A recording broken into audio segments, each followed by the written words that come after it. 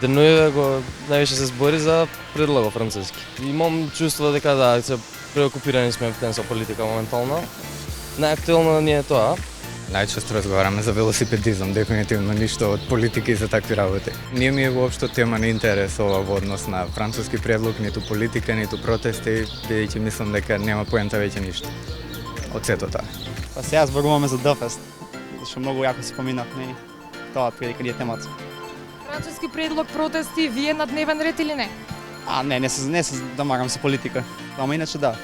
Еден куп луѓе цело време зборуваат само за тоа. Тоа е како главна тема во моментот.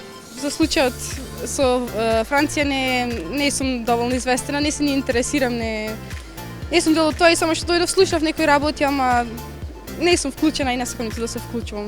Мои пријатели генерација луѓе воопшто не разговараат на таа тема.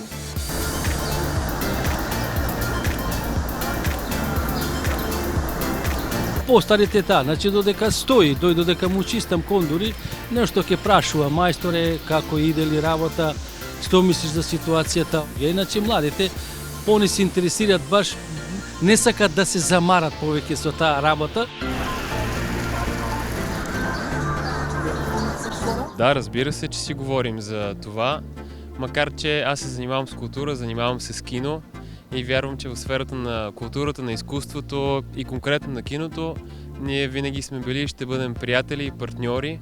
Между нас няма съперничество, няма вражда. Така неприятно е за мен, че в сферата на политиката се създава един конфликт, едно напрежение, което аз лично не разбирам. Все повече младите хора в България се интересуват от политика. Това стана през последните няколко години заради една новоучредена партия „Продължаваме промяната“, може би сте чули за нея. Тя промени нагласата на масата и включи много повече млади хора в този процес.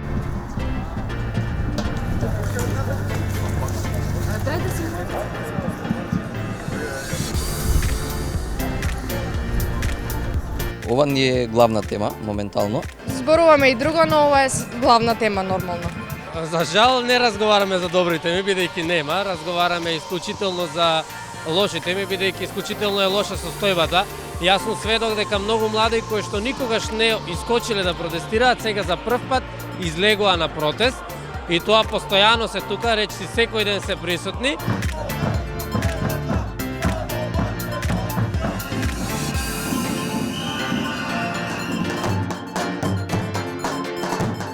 Голем дел од моите обврски се одложени, вклучувајќи работа, за да бидам присутна на овој протест и да го изразам својот глас.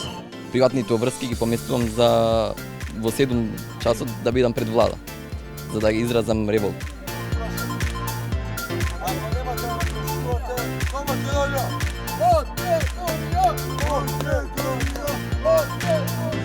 Мојата форма на борба е тука, ја протестирам мирно.